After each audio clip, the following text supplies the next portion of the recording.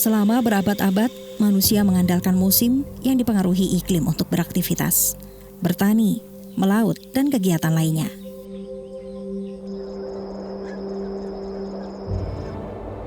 Namun dewasa ini bumi tengah mengalami perubahan iklim. Dampaknya pun terasa di mana-mana.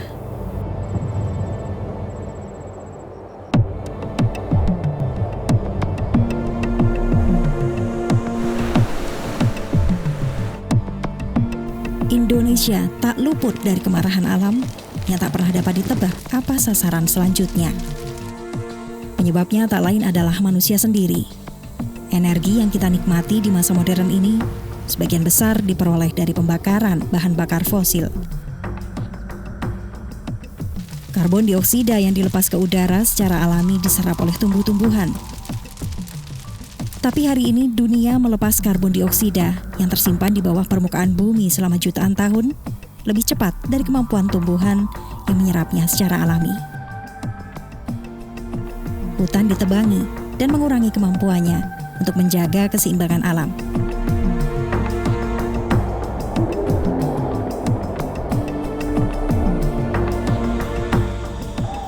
Keseimbangan alam adalah syarat yang tak bisa ditawar.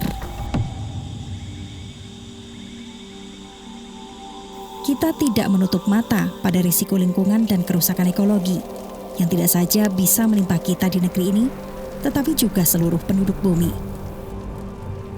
Arah nasib penduduk bumi abad ini bergantung pada bagaimana kita menyikapinya sekarang.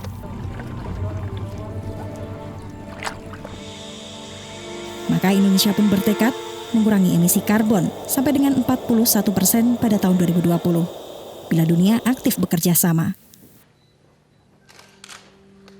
Masalah global perlu diselesaikan secara global pula. Komitmen ini disambut baik oleh berbagai kalangan, termasuk dunia internasional.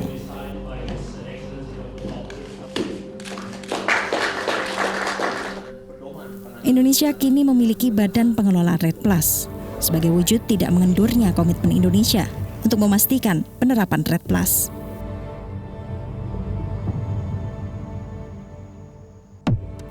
Indonesia memiliki hutan tropis yang sangat kaya aneka ragam unsur hayati.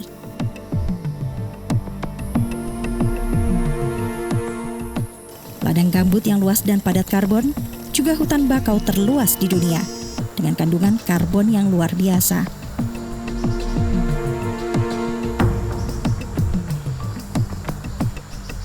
Hampir 1/5 penduduk Indonesia bergantung secara langsung pada alam. Para penjaga kekayaan alam inilah yang pertama merasakan dampaknya bila alam terganggu.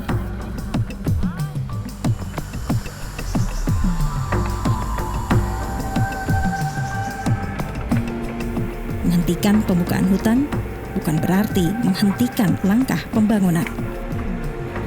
Pendapatan per kapita Indonesia yang mencapai $3.000 Amerika per tahun masih jauh dari capaian bangsa-bangsa lain. Pembagiannya pun belum terbagi merata. Indonesia masih perlu membangun, pesat, mengejar ketertinggalan. Target pemerintah untuk tumbuh 7% setahun tidak mudah, tapi juga tidak luar biasa bagi Indonesia.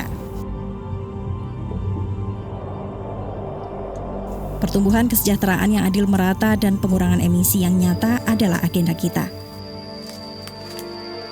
Pencegahan dan pengurangan emisi paling efektif dilakukan melalui tata kelola lahan dan hutan yang cerdas dan lestari, yang kita kemas dalam program nasional REDD+ Indonesia. Reduksi emisi dari deforestasi dan degradasi hutan dan lahan, plus konservasi, tata kelola dan restorasi.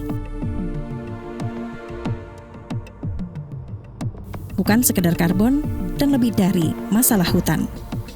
Beyond carbon, more than forest.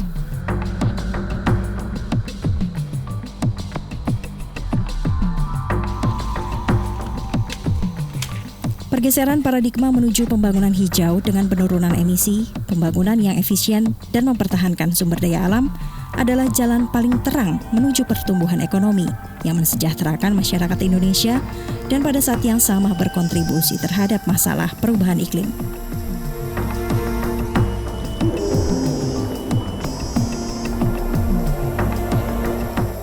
kita hanya akan berhasil bila kita bekerja sama.